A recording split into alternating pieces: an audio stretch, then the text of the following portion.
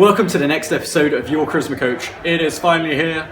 Now, I know I've been away for a long time, but there's three very good reasons for that. The first is I know that developing these skills can feel like an uphill slog at times. So I've been away working on 10 principles that I'm going to share with you that will help you get to the top of the mountain as quickly as possible. So if you're looking to develop your charisma, learn these 10 principles. They will accelerate your growth very quickly indeed.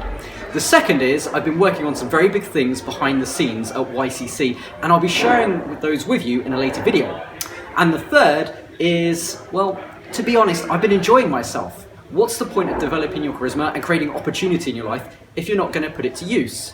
So I've been doing things such as enjoying the finer things in life.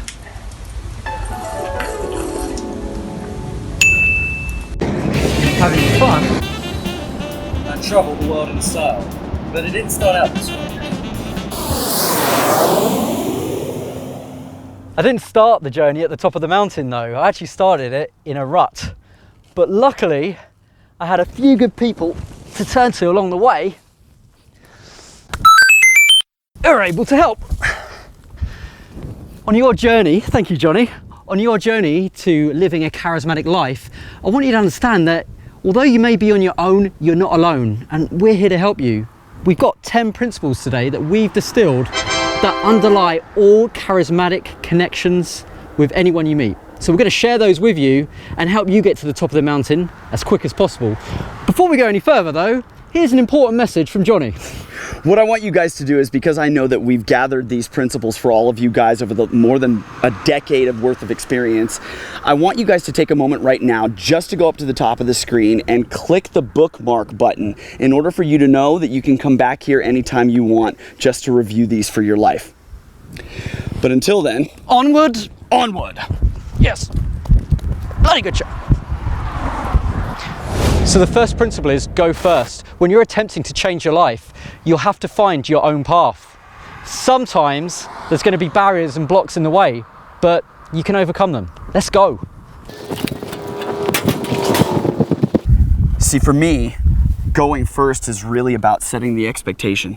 And what I've noticed working with our clients around the world is that most of them think that they need to gain these skill sets in order for them to join the 99% of people around the world, in order for them to become charismatic. The truth couldn't be farther from that. Yeah. Which is, it's more about becoming the 1% of the 1% that are willing to challenge the rules by going first and pushing those boundaries.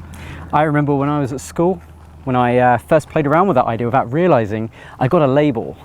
And that label was, you're weird, or you're crazy. And as I've got older, I've realized that I want that label. That means I'm doing something that is unlike everyone else. I'm not part of the routine of life, following all the same boring rules that everyone else follows. I don't want to follow those boring rules. I want to live life on my own terms.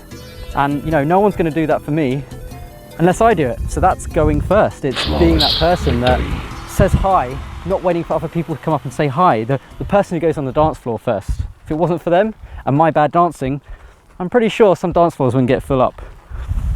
You know? Agreed. So we're on a training and we tell our clients, just go first. Yeah. But I hear them in my head now saying, yes, but what about that moment that I'm waiting for? There is a right time. The perfect moment. Literally the perfect moment when I'm supposed to say everything. The sun comes into its perfect apex, the stars align, everything seems to work out, and the conversation where I am the charismatic man just opens up in front of me. Thoughts? I think you've got two choices. You've either got do it right now or you've got too late. Because there is never the right time. There's always too late to make a great impression. So is that like when you're sitting on the airplane next to Elon Musk and then suddenly you're waiting for that point in the conversation, that point in the flight when everything just works itself out and you get to present yourself. Yeah. And as you're waiting and waiting and waiting for that, suddenly there comes a moment when you're watching him walk off the airplane and you've lost your chance. Because you've always got a few more hours to do it, or it's always, I'll just wait until I can think of something really funny. Or I have the right energy. Yeah. It's just, I've got to feel comfortable with me first. Yep. And that situation plays out all the time around the world. Getting into an elevator, seeing that beautiful person you want to chat to for a date maybe, seeing that person who could maybe create amazing opportunities in your life. They're your next business contact, they're your next friend, the next person who you're going to go on adventures with, and there's not going to be a right time to talk to them. There's just going to be too late or not the right time. Shoulda, coulda, Woulda. So then that naturally leads us to the next question that keeps plaguing me, which is if there's never the right time and there is always too late, then how do we know that we're becoming more charismatic individuals and that we are really truly living a charismatic life? Well, the simple answer is you need evidence. And to get evidence, you have to go out and you have to take action. You have to do something different to what you're doing already. The world's full of armchair experts who get really knowledgeable about things, but they never put it into practice. See, for me, my teacher actually described that entire thing as the difference between knowledge and wisdom. That an individual can sit inside of a library and read books all day long, but is it going to be your truth until after you actually have an experience that's recorded in your neurology with which you can refer back to? Yeah. So it becomes really that if you're looking for the evidence that you're changing and growing, the act of doing is all the proof you need. Well, here's the secret bit as well.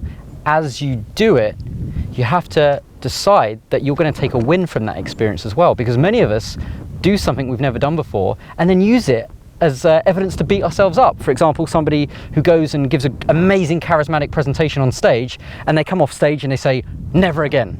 Where they could have said, wow, I did something different today. I'm heading in the right direction. Or I went and spoke to somebody today. I did something great. It doesn't matter what happened. It's that you stepped up and you did it. That's evidence that you're now creating and forging a new life for yourself. Couldn't agree more. Sometimes it's a bit hard walking uphill, and it's hot today. Well, we could have always left you in the ditch down at the bottom. But That's true. But one thing I say all the time that is imperative to the success of anybody who wants truly an evolutionary life is that easy, comfortable is f***ing boring. Yes, it is. If you continue to live an easy life, all you're going to do is continue to live the same exact life you've had before, and isn't the nature of living a charismatic life discovering something new that's available for you? Absolutely. I think in our lives it's very comfortable to go to the same restaurant, sit in the same seat, but we have to realize that there was a time when it was the first time we did that. That's why we're going back, because we're enjoying it. So every time we step away from comfort and we play a game with ourselves, which is, do I take the easy route or the hard route? New information comes out and we grow. So yeah, easy is boring. Take the hard route. So, you know, a big problem I think that keeps people grounded, because they want to start, they want to change their life, is they don't want to make a mistake. You know what I mean? They don't want to say hi to somebody and just it not work out how they intended. And for me, that just means that they're trying to define the conversation before it's even started. Once you're in it, once you're sitting on that subway and having that conversation with the individual, even if it's that first initial greeting, you have a moment when they give a feedback to you and you think the story's over, the movie's complete, they've shut everything down. Oh, I just realized I didn't wash my hands after I went to the toilet. Oh, think just something. Oh, I just shook your hand, that's why I said. But you don't have the end of anything. As long as you're breathing and they're breathing, the conversation can continue. As long as you're willing not to react, but to adapt. Right. To change your own story and to continue adding despite whatever their initial reaction is.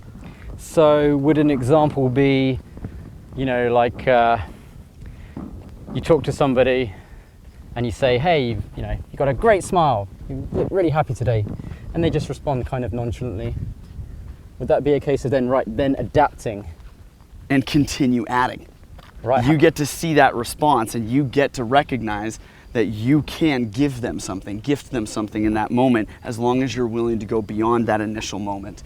So all of a sudden you look at them and say, maybe people haven't told you you have a beautiful smile today. Let me say it again.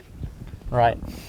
And I guess that gives more opportunity for something new to come out of the conversation as well, just that gentle persistence there. Absolutely. And it, once again, keeps you both in control. It keeps you both getting an opportunity to give to the conversation. Gotcha. Don't react, adapt. Ow, I think I just Yeah, I definitely poked myself in the eye then. Are you serious? Yep. You sound just like all of those people I run into in the self-help and self-improvement, personal development field, who look at obstacles and problems and challenges in their way like they're these massive trees that they can't get around or move through. When, of course, you and I know, the only obstacle really standing in their way is their own bull. And that if they just keep walking, keep adapting, keep moving, eventually they'll end up right back on the path again. Whew. Yep. Why on earth did we go in there anyway? No clue. I think this is probably about the halfway mark, so... Yeah, you want to do it? Yeah, let's do it. Okay. Okay, ready?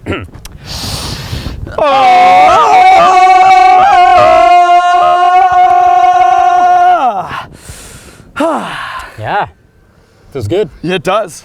So what do Yeah. you think? Well, being American? Yeah, of course. Yeah, well, it's awesome, man. But yeah, you know, I think it's all about expression, not impression. So many times people try and make a great impression rather than just expressing themselves.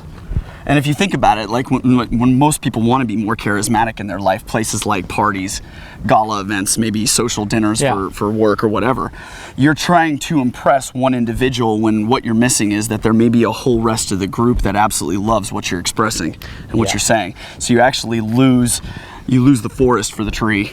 Absolutely. And you know, I think what hallmarks expression is, impression's about trying to get a good reaction. Expression is about letting what's inside you out. And I think we don't do it most of the time because we're scared of being judged. But really, you know, if you feel like, oh, I feel tired, say, I feel tired. If you feel like happy, I feel happy. Share that. And because it's got such a magnetic effect on people. And at the same point in time for me, you never know what thing, as boring as it may sound in your own head, might be the very thing that triggers the next really unique part of the conversation. Yeah, I mean, you know, we could go so deep into this because I always think the people who have got no inner monologue, no internal chit-chat, they've mastered the monkey in their mind, the chatterbox, they're the ones who express the easiest. So we're making good progress up this mountain, and you know, when I think about putting these principles into practice, there's always one enemy, and that enemy is in all of us, and it's fear. Whether we describe it as calling it fear, or we call it anxiety, or we call it worry, concern, terrified, panicked, nerves, butterflies. Yeah. It is the thing that stands in the way that most people would call the silent killer. Yeah. And for me, it's because it exists inside of our minds that makes it more real. So for me, we have to develop a practice as charismatic men and women to really develop this truly charismatic life by pushing beyond that fear in order to earn a reward.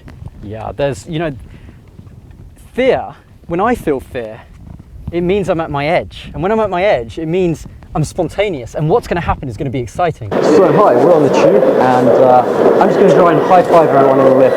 Let's give it a go. Hey, guys, I've made it my mission to high-five everyone on this elevator, if you're all up for it.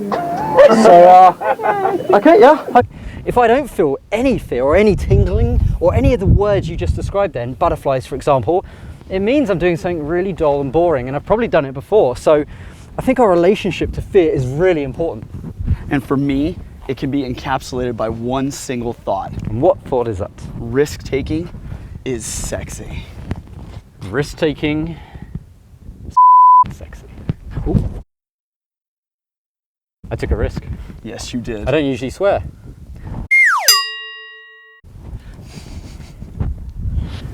See, I told you there'd be one if we looked hard enough. What a view. Yes. Makes it all worth the effort, doesn't it? Coming all the way up here. Yeah, it really does. So here's a question: would you come up here again? No. Where's There's a that? big wide world, which means that there are plenty more mountains to climb. You know, when I think about it, a lot of people do great things and then they get stuck and they get caught in the trap where repetition starts to stagnate them. When we get stale, when we think that we can actually do the same thing over and over and over again, we can convince ourselves that the world isn't changing around us and that we're not changing, when that couldn't be further from the truth. Absolutely. You know, how I would apply this idea of never doing the same thing twice, is never say the same greeting to somebody, never welcome them in quite the same way, even if it's your friends, because patterns start to form, and those patterns are your prison. When you're always innovating, you're always alive, you're always creative. That's the root of spontaneity. That's how people are instantly charming. They're unpredictable, but they're also doing it in a way that's just courteous and joyful, and they're expressing themselves.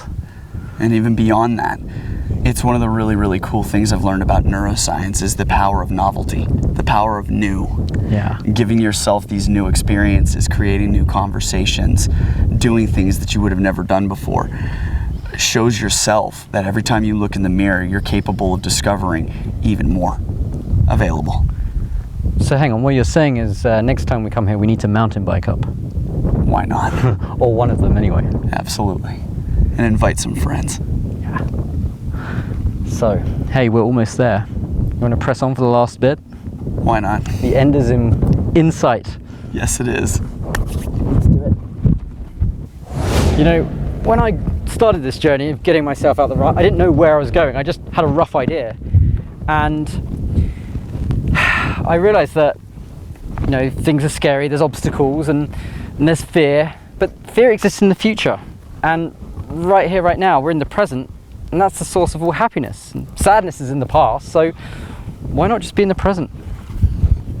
Well, you know, one of my favorite quotes is that the true present is the present worth opening now. Right. So Nice. when I've spent time with people I would consider to be charismatic, and not just as individuals with skill sets, but people that actually make it their entire lives, presence is more than just an idea. It's a practice, and that they repeat to themselves on some level, be here, be now, be here, be now, so that they let fear fade into the future and they let the pain of their past fade back to where it is, because if you think about it, you're past it, which means it's never coming back again. So. You know, as you're saying this, it's making me think of all the great sportscasters, all the best presenters like Steve Jobs, the best orators, the lady on the mum, stay-at-home mum who's just always has the right thing to teach her kid. They all have the same thing in common. They're in a state of presence. A state of flow. A state of flow. And I think you can't access that kind of spontaneity, because that's the root of spontaneity, really. Just that flow state. So it comes down to training the mind to enjoy what's around right now. It's a pretty good view from up here. And recognizing, we ran right into this. Yeah. Sometimes we think that we're the first to take the path, and that couldn't be further from the truth. That obviously there have been people that have been here before, and there will be people who will be here long after we're gone. This does look like a bit of a rubbish rock. Yeah. That's better. Now we got to add our piece. Yeah. Hopefully there's not a body under there or something. You know, in my own life, not everyone starts off in the ditch or the rut, but some people do, and as you progress and you pull yourself up and you know, you make your mind up what you want for your life and what you're going to do to get there. As you start that journey, the people you meet along the way, they start to thin out the higher up you go. And sometimes you meet people coming down, you know, and they give you good advice because they're off to climb a different mountain, right? And sometimes you'll find parts where nobody's explored before, and they're really exciting because there's loads of new information in those areas. But what I've definitely found is when you get to the very top of the mountain, that's the moment where you're most likely to be on your own. But it's also the moment where you get to look and see everyone. And realize, truly realize, that you're standing in a world full of people you could invite to join you on that trek, that journey, that path all the way to the top of the mountain. And that at any moment, it's an opportunity. Thanks for coming.